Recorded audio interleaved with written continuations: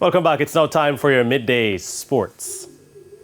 Now, overseas student athletes enrolling in Jamaican high schools after the age of 16 will now have the ISA quota rule applied to their eligibility to participate in sports starting in the new academic year. The amendment to generalize the rule to include foreigners as well as local transfers was voted on by principals in January. ISA President Keith Wellington elaborated on the change.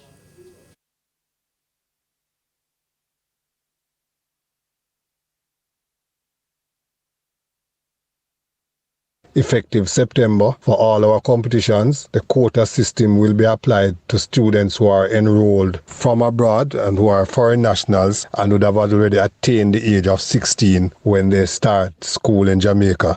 It also means that if a foreign national is enrolled in a school in Jamaica before the age of 16, that quota rule will not apply to those students. However, there will be a few exceptions to the rule.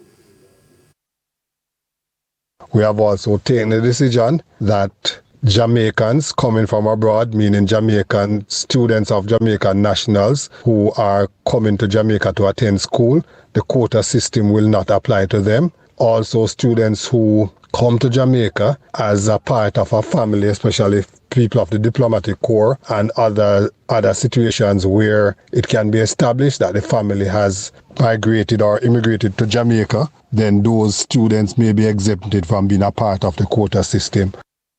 Under ISA's revised quota system, each team in an 11-member discipline, such as cricket and football, will be allowed to field 3 players who fall under the new guidelines as of September. Court games such as basketball and netball will be allowed 2 such student athletes per team, while for track and field events, including the Boys and Girls Championships, each school will be permitted to use 2 such student athletes per class. Jamaica's under-20 reggae girls have advanced to the final round of the CONCACAF Championship after beating Honduras 2-0 last night in their final Group E game at the qualifying competition in Nicaragua. Natoya Atkinson did the damage for the Jamaicans, netting in the second minute as well as second half stoppage time. The young Jamaicans, who had beaten Bermuda and Anguilla in their previous matches, faced a must-win game against the Hondurans if they were to top the group.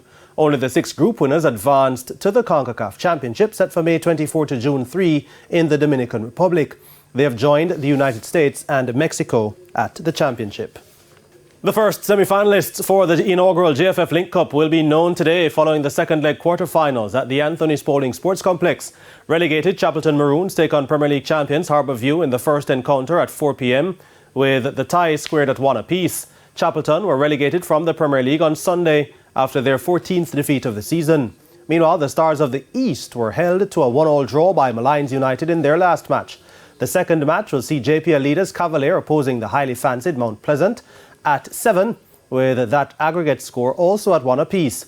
Both teams are coming off wins on the weekend in the Premier League, with Mount Pleasant winning their first victory in 7 outings, their first match in 7 outings. Cavalier, on the other hand, have 4 wins in their last 6 matches. And Devin Booker starred as the Phoenix Suns overcame an opening defeat to beat the LA Clippers 123-109 in the second home game of their playoff first-round series on Tuesday. Booker had 38 points and 9 assists as the Suns rallied from 13 down in the second quarter to tie the best-of-7 series 1-1. The Suns lost the opening game 110-115 in front of their home fans. In the Eastern Conference, the second seed, the Boston Celtics, opened up a 2-0 lead over the Atlanta Hawks with a 119-106 victory as Jason Tatum led 5 scorers in double figures with 29 points. The Cleveland Cavaliers bounced back after losing their opener at home to the New York Knicks, leveling the series 1-1 with a convincing 107-90 victory. And that's it for your Midday Sports Report. Shane? Thanks, Jordan. And that's the Midday News. I'm Shane Masters. Join us at 7 for Primetime News. On behalf of the news, sports, and production teams, have a good afternoon.